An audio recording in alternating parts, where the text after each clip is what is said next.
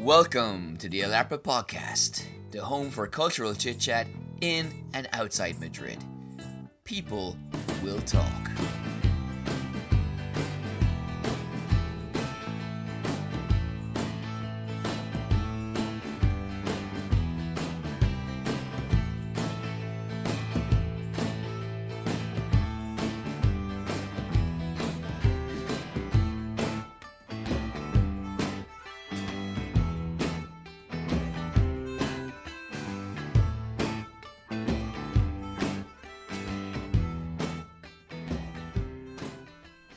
Welcome back to the Alarpa Podcast. Mary, to my right, how are you doing?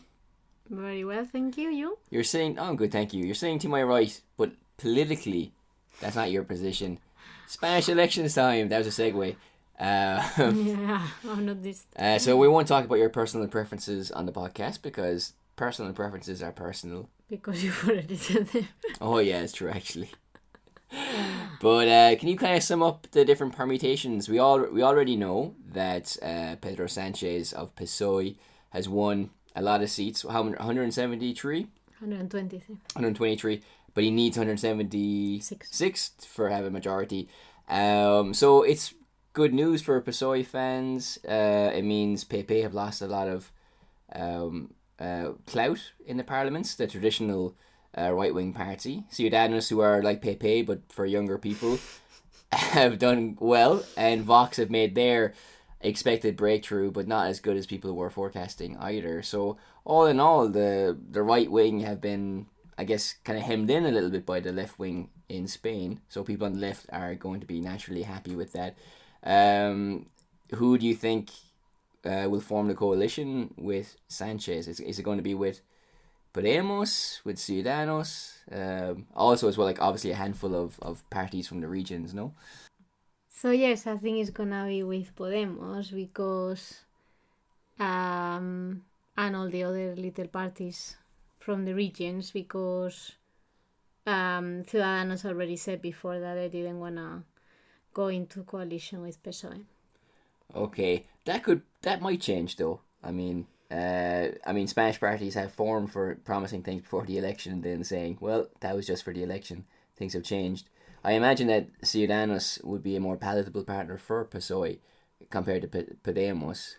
Not really. I mean, I don't think they would dare to do that anymore. Maybe in the past, but not nowadays when Ciudadanos have been positioning themselves more towards the right. And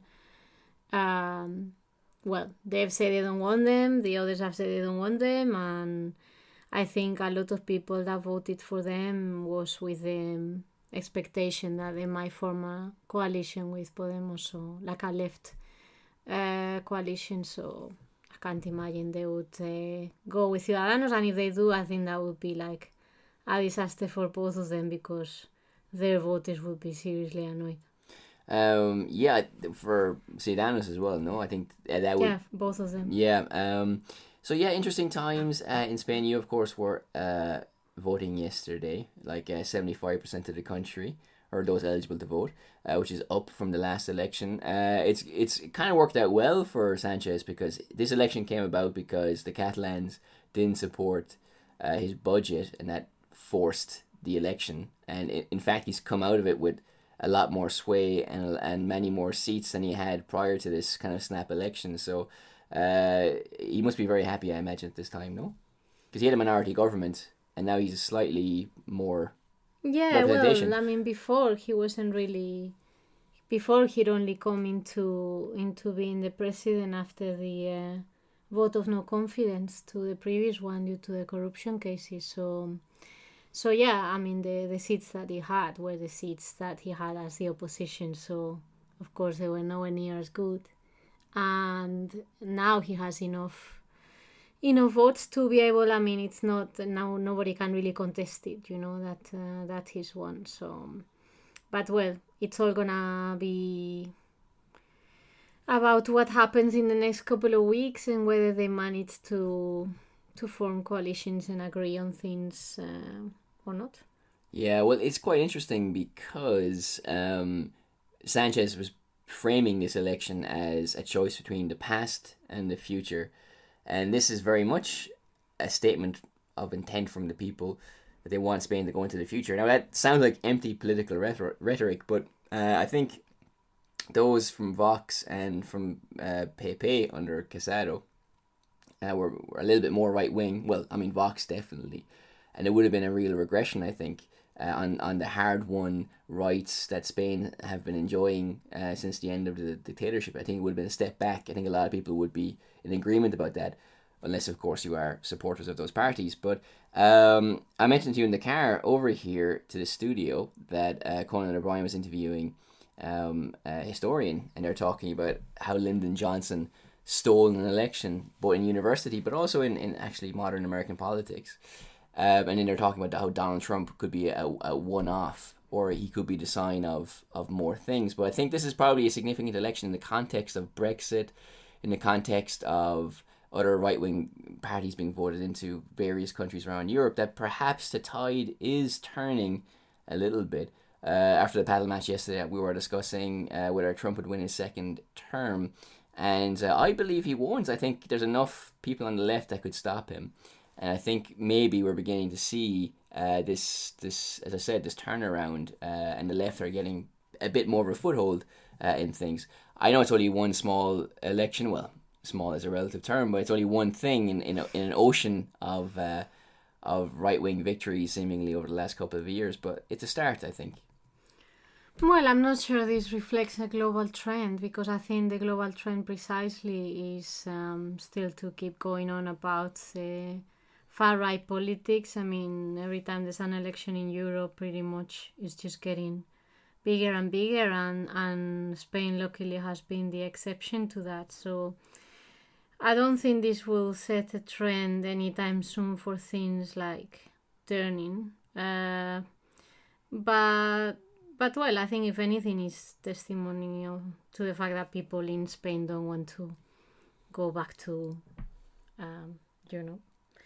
extreme right-wing politics. Well, when we're talking about things turning, it's difficult to always pinpoint a moment. It's always looking back where it seems and stands out as something definitive. But, Donald Trump is losing a lot of Twitter followers.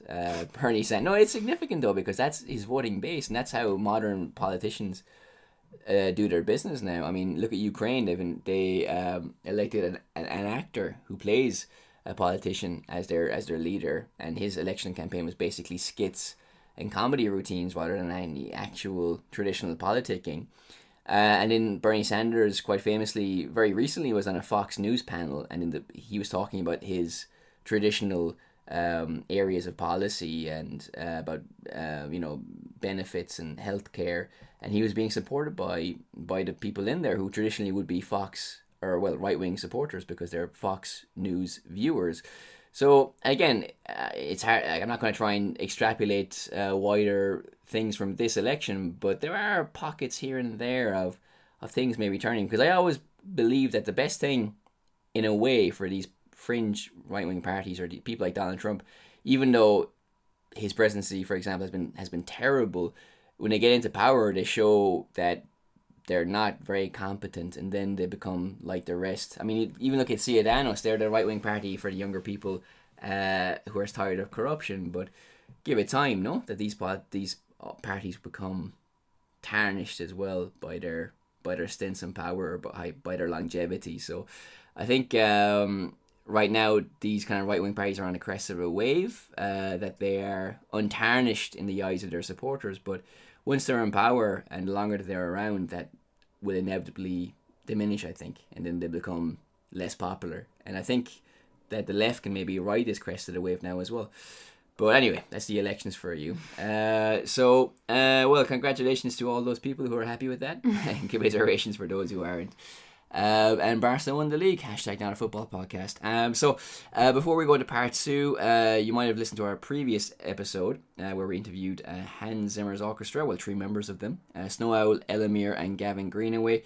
So our next podcast will also be an interview with a high-profile figure, Robbie Dunn, who's an Irish journalist based in Madrid, writing for Ask the Sports Daily, and who wrote a fantastic book called Working Class Heroes about Rayo Vallecano, who incidentally beat Madrid 1-0 last night in an amazing result, and a lot of Real Madrid fans are in denial about that. So Football, politics, and Irish people in Madrid. That's been a hell of a part 1. So are you ready for part 2? Yes.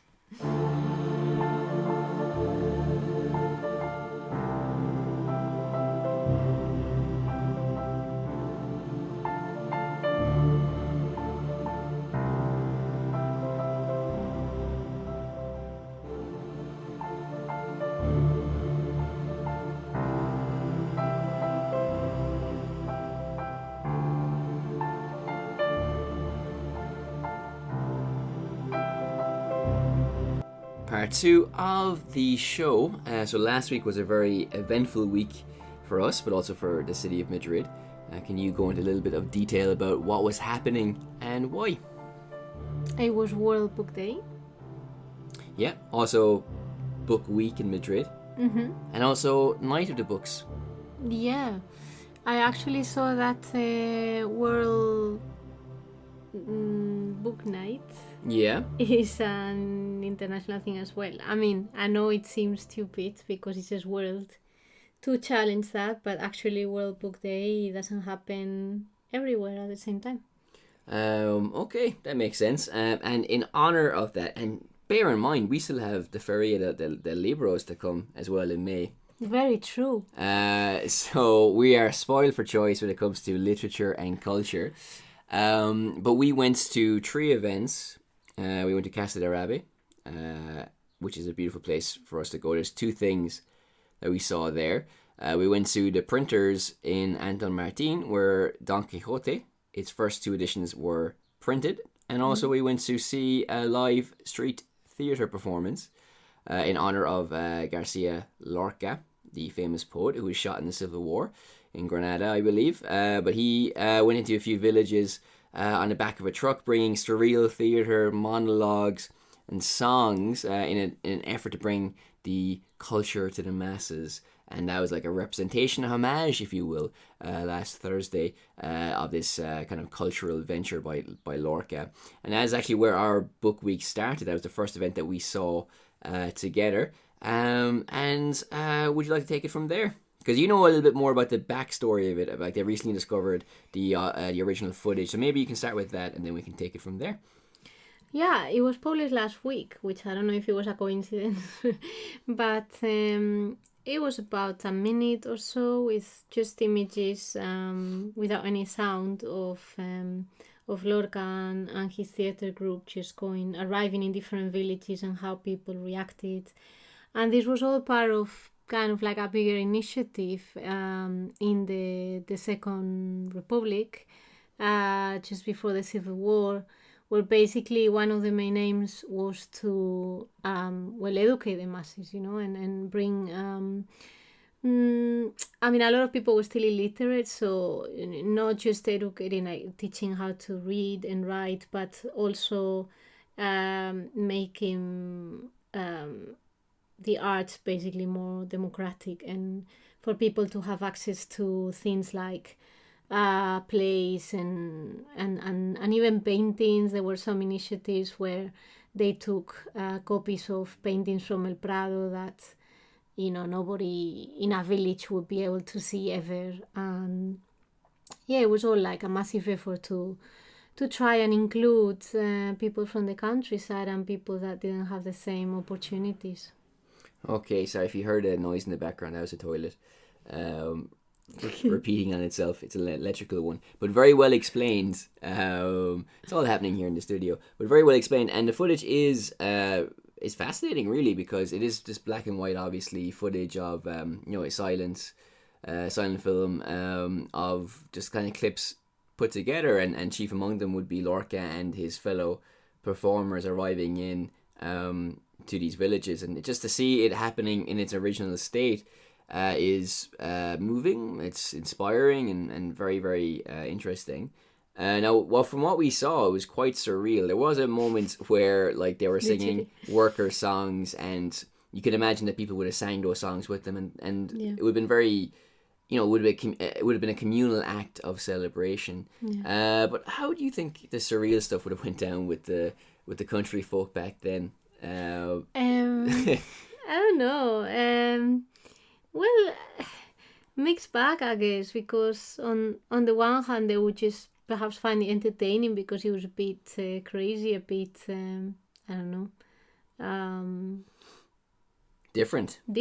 Yes, for lack of a better word. But then on the other hand, well, it's a little bit what I was telling you the other day after we saw it, that perhaps when you don't have that type of entertainment at all, then when you see it you're like, oh wow, that's like something different. And even the fact that some people were going in to do that, let alone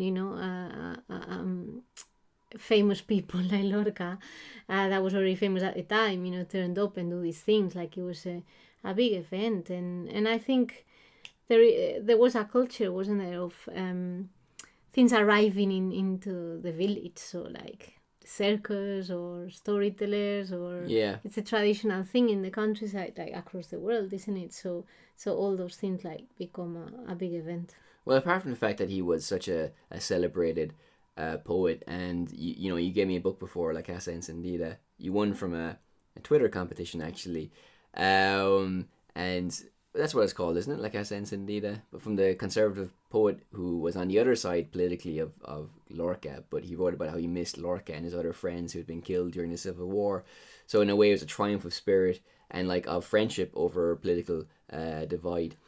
You just try and work out what the name was. I was just like, I'd forgotten about that connection. And then I was thinking, like, whether the art, like, the art gallery takes the place after that. Well, the thing is, though, the name. It probably does, to be fair. But like, he was such a great poet. I think everybody doffed their cap to him, regardless of their politics. But he was also on the left, so I mean, if you look at other socialist and left communities, culture was a very important aspect of that as well, I think. Going from the USSR to Cuba. I know it's a bit of a stretch, but broadly speaking, on the left, I could tell by your face, I had to justify that. Like, that was part of his political beliefs as well, I think. Not only was it an extension of his artistic self, but perhaps of his political self as well. I would posit. What do you think? I would agree with you. Okay, very good. So when we were there, do you remember the name of the square? That was Plaza de los Carros. Okay, so that's the square of the carts. Yeah, in La Latina, more or less. So it was kind of funny because the director of the performance rolled up in nice shoes, no socks, pants that are too short. Did an interview and then just left. Yes. But no, when we were there, they did a great job. They came in and they parked the truck, and then they like doing monologues, kind of like funny sketches between themselves, setting up the stage itself. And then there's like things happening where one person could be having an argument with another actor, and then the third actor could be walking in slow motion behind them. And then they'd change costume and do interpretive dance, and someone would be playing a recorder or a whistle. There's a lot going on, and not really sure what any of it was all about, to be honest with you. But so, I mean, of all the things that we high art, but I mean, of all the things that we saw, it was like, no, it was cool. It was good. It wasn't the best thing that we saw over the course of the book week, and we'll go into those other things momentarily. So like, those were, I think those other things were a lot more engaging for us. But that's not to say this was bad by any stretch of the imagination. I just think that it was different. It was a homage to something that historically happened, and that's an amazing event in itself. And the idea behind it was amazing, and it is participatory theatre because it's in the street. People, as we mentioned in our blog article on irishlifeofmadrid.com, there's people who are going home from work or from school and doing of all age groups and things like that. And then there's just pulled into this artistic world, and perhaps they weren't expecting to be pulled into that. We went there specifically to see it, but if you just happen to be there and then this happens, like the kids, because there were some kids playing football and they just basically started. Yeah. As soon as they saw it, they were the first ones to sit down and wait for something to happen. Yeah, and you have to expose people to this because in other cultures, maybe it's normal to have this access to art, and it's, I mean, even Gavin Greenway, he mentioned how his not to plug our most successful interview ever, but like how his friend went to a concert in England, and he was like, I don't know, he's a fully grown man, never been to one before, and it's such a shame because you lose out on so much. But also as well, it just once you create that habit and make it a resource that's easy for people to tap into, it does, as you said, make it more democratic as well. So before we move on to Cervantes and his printing, is there anything else you want to say about this?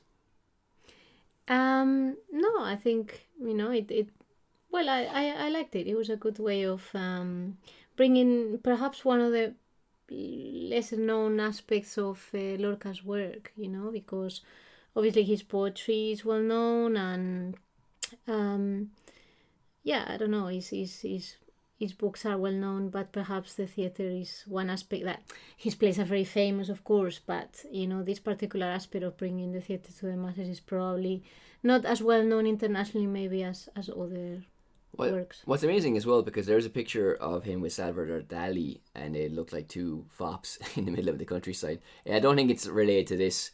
Maybe it is, but like he went on. Really good friends. Well, they were great friends, yeah. And Dali went on to become a bit of a celebrity. He appeared in quiz shows and things like that. So Dali, Lorca, probably. I mean, just like if he had survived, because when people are in the 30s and 40s, even though it's very recent, it seems like a world away. But then when they are allowed to grow into the 50s and 60s and 70s, and you have the birth of popular entertainment and things like that, we might have seen other dimensions of Lorca as well. Which would have been just fascinating to see as well. Him merging into a celebrity in a modern sense, because even though he was like famous back then as an artistic titan, but there it is. We will never know what would have happened in that situation. But going to Cervantes and his Don Quixote printing, again another amazing thing for us to see. Would you like to take it from there? Well, Cervantes was pretty good. Or rather, we visited the printing press, the place where the printing press was for Don Quixote, and well, it was pretty amazing because I must admit we've passed through a few times. It's not far off where we do our street tour, and we just passed by plenty of times, and I never knew that this was there. So it was quite interesting that they did it because, as they explain later, these visits were free. It's possible to visit them some of the time, but you need to form like a group of 12 people. So, if it's schools or associations, it's quite easy, but for you to go and visit and find 12 people to go with you, it's not very common, I think. Yeah, well, I think it's just a good thing about Madrid is there's so many free exhibitions. Very often they don't offer a lot because it's free, but a lot of times that they do. There's a thing in the paper today about how tourists are kicking up a fuss, and also Romans in Rome, because there's not enough money to look after the facilities there, So it's just like with the Cervantes place as well. It's just an amazing resource there, but for whatever reason, it's just not maybe properly funded. And if it was, it would be a lot better known and more open to people. Somehow I don't know why I got the impression they had a lot of cash, but perhaps I think it's also a case of preservation. At the end of the day, that press is like over 400 years old, and the whole room is intact of how the different devices that they used and the whole mechanics. So I think that's, I don't know, controlling people is a good idea in that respect. Yeah, but is the printing machine that they had on display, is that an original? Yes. Okay, I didn't know that. I thought it was a replica. Well, I think it was an original. Okay, well, we must check that out. I was led to believe it was an original. Maybe we've been gone. That was very clever by the printers then. Yeah, I don't know. I thought it was, but well, in any case, for whatever reason, it's not usually very popular, but this time it was open and we had the chance to see it. So I quite enjoyed it because I thought we were just gonna see the devices, but I didn't think that they were going to explain very much, maybe just a little bit. And it was almost an hour of an explanation, and the person that did, like, you could tell that he was very knowledgeable of the process, and the way he spoke, it seems as though they did it every so often, not just for the tours maybe. So I'm not entirely sure why they do use the machine, but the fact is that they still use it. So Yeah, I thought it was very interesting. Some of the stuff you know from like the Gutenberg press or just things that you've learned, but it's different to actually go with them through the whole process of printing a page. And I think that was very interesting. Okay, and also he handled a very difficult question with aplomb. A Latina asked him, "Do you print in doble face?" Doble faz, yeah. Which in Spanish would be doble cara. Yes, well, in Spanish from Spain. Yeah, exactly, Castilian Spanish. Yeah. And he, water of a duck's back, he just rolled with it and goes, yes. He kind of worked it out very quickly on his feet. But no, we learned a lot of fascinating things. First of all, we learned like that 14 hour days were the norm there. They had 6 printers there working all the time. And you had people who were charged with working different aspects of the printing process, so a very specialized task, and most of them, well, all of them really practically were women. So all the books were printed by women. That's what he said in the tour. The owners. Yeah. And so yeah, you had to obviously set the page with individual letters, press it, make sure that the ink went over the page, not the other parts of the book. Yeah, had a frame. Had a frame for that as well, and like you had to clean it and then just do it all over again, and then do that several hundred thousands of times basically. So that was fascinating. He also compared it to Chinese style of printing, which was like carving into wood, pouring like ink over that as well. So again, an elegant way of doing it, but also very slow, laborious, and also well, very time consuming. So you wouldn't be able to pump out the books like you could with a Gutenberg press. Well, it was very fast in that you could just use it as a stamp and basically stamp that page 20 million times if you wanted in one go. But the process of actually carving the whole page was very slow. And you couldn't use it again either. But what God, so and what was fascinating as well is that we learned that the book would basically because we translate books and we deal with libreros of a modern kind of denomination or whatever, and the book would be taken in and then they would like correct any errors and then basically print the book, and you would be involved with that a little bit. But I imagine it's like today when you give your book to an editor, they might take their red pen to it and there might be things taken out or added that you weren't completely okay with. But also the book would have to be given the okay and the green light by the church and the state. So there's a lot kind of rings to jump through, but very precise work, and amazing how it was done, really. I mean, very sophisticated in a way. And before I talk about the people who read it, which was also fascinating, was there anything else about the process that you wanted to talk about as well? Well, just I found it funny, the fact that the author really didn't get to have a look at it again. Yeah. So it was kind of like sometimes they make changes and he never knew until it was printed what they changed. So they just changed, at women. That would have been like quite, I don't know, frustrating when you saw it in print and it was like they've changed that entire paragraph just because they didn't like it, And then, so authorship was a bit like... Yeah, and when you're typesetting as well, in the first edition they'd correct mistakes, but then by the second edition they'd have a lot more time to maybe iron out all the mistakes, and then at that stage the author would have more of a say. But then you're really banking on the book making that second run, which books don't always do. Most of them do. So we come to the people who read it. It's fascinating because not everybody who bought it or contributed to buying the book could read. But what would happen is that they would give the book to somebody who could read, and then communally they would come together and listen to the story. Also as well, you could pay for like a serialization of the book.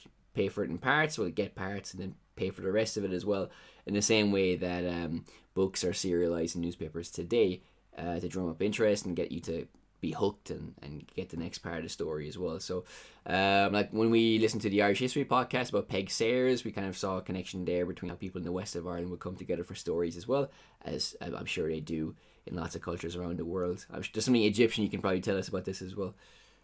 A modern Egyptian for sure, but ancient Egyptian I wouldn't know. No one, you didn't get like people settling around the papyrus scroll.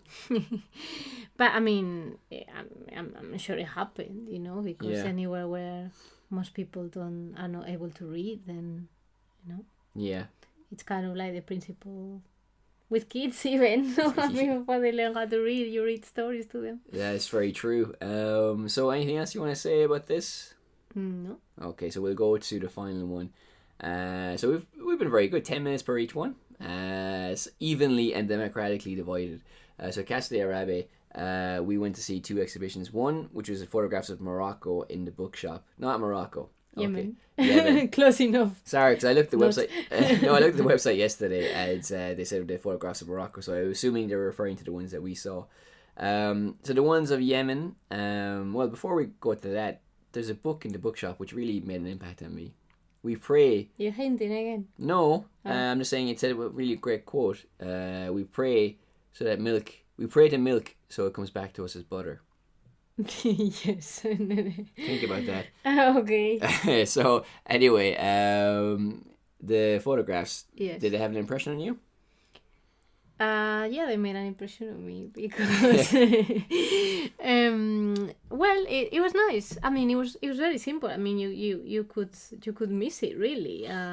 We knew because it was advertised in the program, but there were just large prints dotted all about, and a lot of them were of people,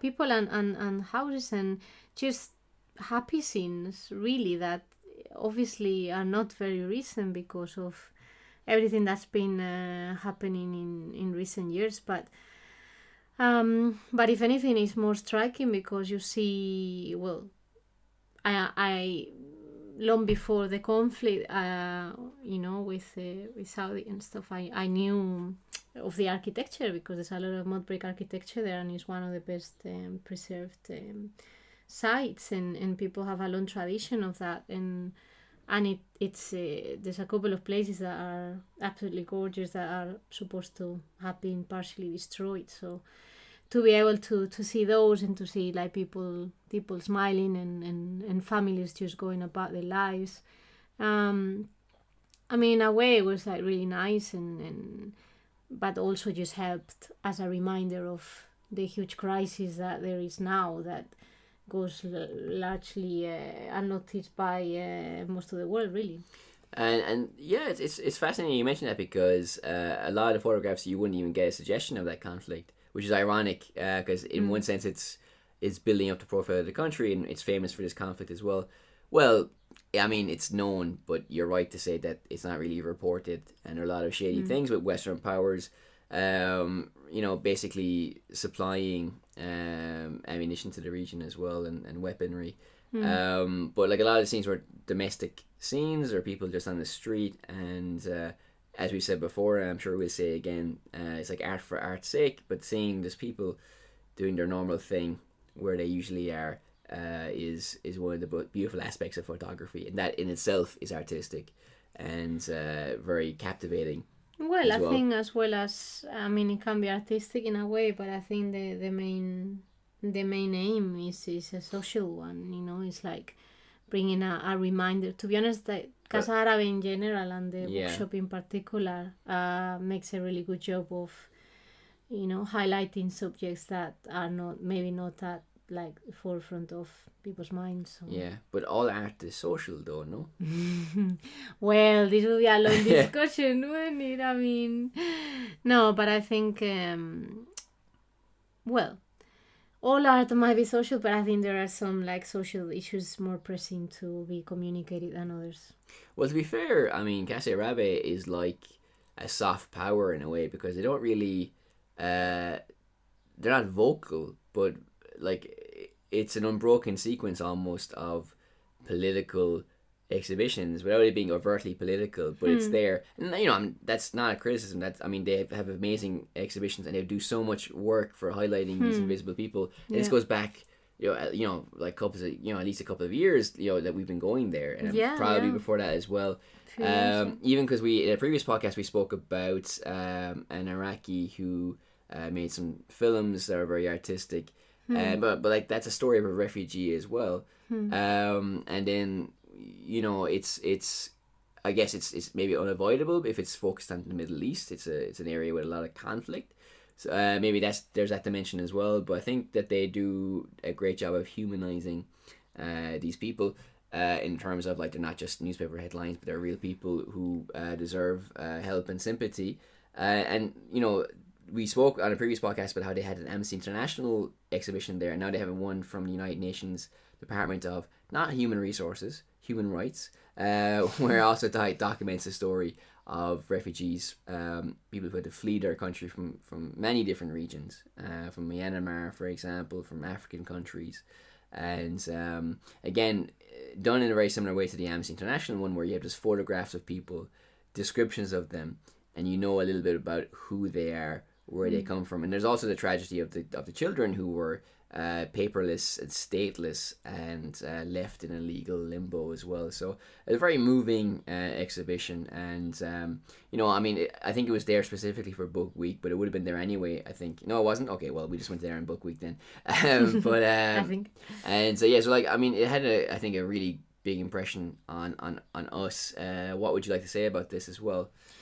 I found it very effective, to be honest. I know you really like the Amnesty International one. I found it a little bit harder to engage with it. But in this one in particular, I thought it was very effective because the bit at the beginning, well, the concept was like a family album, basically, family photo album, it said at the beginning.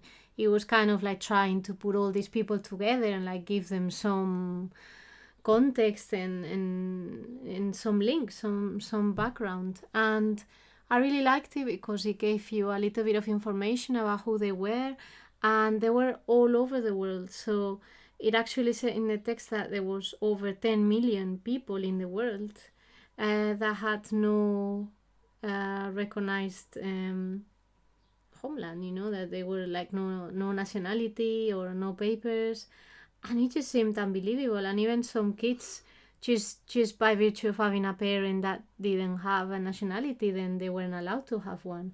And it just, I don't know, like on the one hand we always, I don't know, in the West we go on about being in a global world and no borders, but of course at the same time you need to have some identity. And when you look back and you have nobody recognizes you, it's almost as if you don't exist. And if anything happens to you, then it reminds me a bit of Capernaum when we saw the film a few months ago.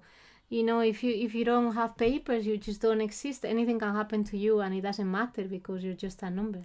Well, even if you do have papers, unfortunately, nobody really cares. But you're right to highlight that, because you gave me a book about the Angel of Budapest, and a Spanish diplomat in Hungary who did a lot to save Jews during the Second World War. Well, the author in the introduction to that book talks about how until very late in the war, most countries, even though they were aware of what was happening in terms of the Holocaust, were very slow to actually take in refugees. I mean, America, in a way contributed indirectly to what happened. Well, maybe I'm not wording it the best, but because of their immigration policy of like stopping foreigners coming into the country, is very regulated. In one sense, that inspired Hitler, but also gave no recourse or place for Jews and other people to flee to escape to when the Nazis were circling and invading different parts of Europe. So my point is that that's not just a peculiar situation of the Second World War, and we've matured as a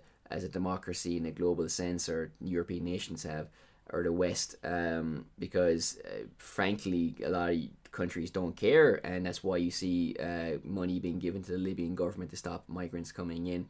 And again, it's for a lot of people, this will obviously be clear and make sense, but for people who believe in caravans of thieves and murderers coming from Honduras and kind of Trumpian rhetoric like that, just the simple cure for that perspective is just to go to exhibitions like this, and you see that these are just normal people, and who are suffering immensely, and the world by and large is very oblivious to that, and also uncaring towards that fact as well.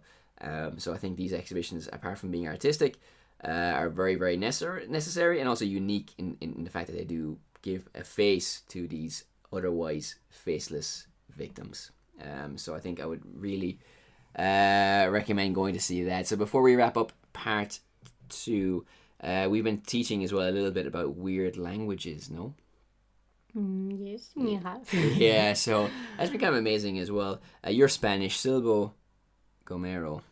Yes. The whistling language of the Canary Islands is an amazing, because you think of Spain and its languages, Catalonian, Basque, Castilian, obviously, Valenciano. But a lot of these languages are very similar to each other, I think, apart from Basque. But I've heard of Valenciano, Catalan, even other ones are quite similar. Well, they all come from Latin. Yeah, I mean, yeah, exactly. And but still, Gomero is like a whistling language for shepherds from the Canary Islands, basically in hilly country, and their words would get jumbled and distorted.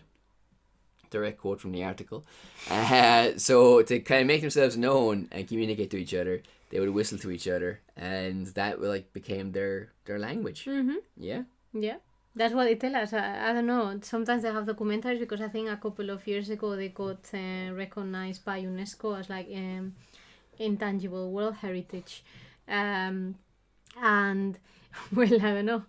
When you see it, it's always in the news, and then they communicate, and apparently they understand each other, and then they tell you what they've said. I don't know. I'm not sure what the complexity of what it's actually said is. Or if it gets made more complex when it's translated into Spanish. But I mean, it's interesting, to say the very least.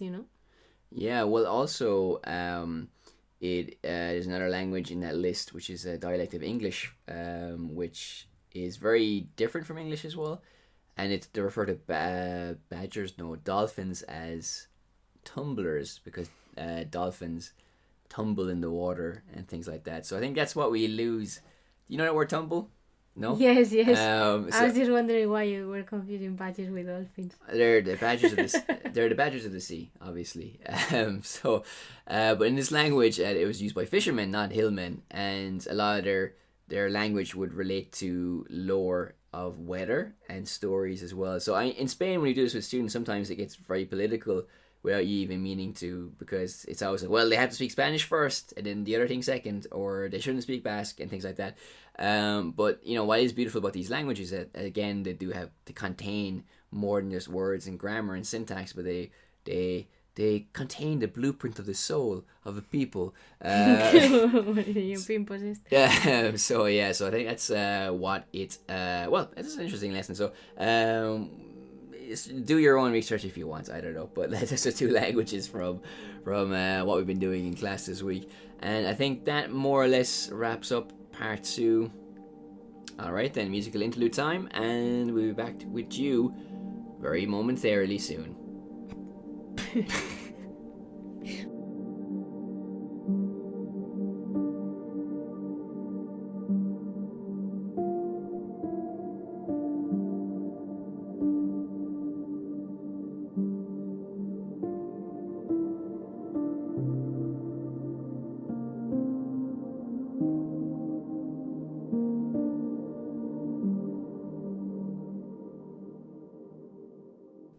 Radio Public, part 3 of the show. Mary, I normally at this juncture of the podcast ask you to do one very specific thing. Can you remind our listeners what that is? It's the first time you say Radio Public. No, it's not. Yes, plug in Radio Public, but I think we are kind of changing that a bit, aren't we? Well, yeah, because we were under the assumption that if you listen to Radio Public, well, to us on that platform, we would get some financial recompense for it.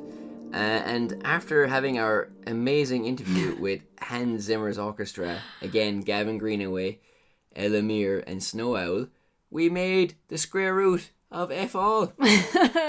We made no money from that, even though we had lots of listeners. So apparently it's very specific how you listen to it. So from here on in, or out, listen to us on any platform. But then again, if you're listening to this already, sound, thanks very much. Continue doing that. So it could be Audio Boom, Apple Podcast, Stitcher, Spotify, iHeartRadio, and Deezer. Yeah, so many more. And so we won't be plugging any more for money. On a completely unrelated note, though, we do have a Patreon. So you can find us on unrelated, totally. A bit of a tangent there. So that was a bit of a sucker. Gut punch to discover that. But you know what? It was a great interview. We got a lot of listeners out of it, and it was an amazing experience. So what can you do? And as we said at the end of part 1, our next interview should be our next podcast as well. Will be with a Mr. Robbie Dunn, him out of Ireland and author of Working Class Heroes, about Rayo Vallecano, their working class background, their left ideology, and also how we can also see things about Spanish history and Madrid history, through the prism of this tiny yet proud club. Mary, say something before we finish the episode. See you next week. Okay, something more substantial than that. Hey, just before we finish, you worked on the election tables before counting the votes twice, haven't you? So I did go like circular from the first part to the third part. Yes, well, a few times. And it's a real kick in the arse, isn't it? I mean, it's really intense. You have to be there the whole day, like from 8 o'clock in the morning and like 2 o'clock in the morning the following day. And it's a bit heavy going, yes. And in the end, you get some cash in an envelope. Sounds above board, but in keeping with the political world. Yeah. Check out our blog, irishsliceofmadrid.com. You can find us on Patreon, as I said, on Twitter and Instagram, and that should cover it more or less. So tune in next week for our latest episode, and we'll be talking to you then. Good luck. The El Arpa Podcast, the home for cultural chit-chat in and outside Madrid. People will talk.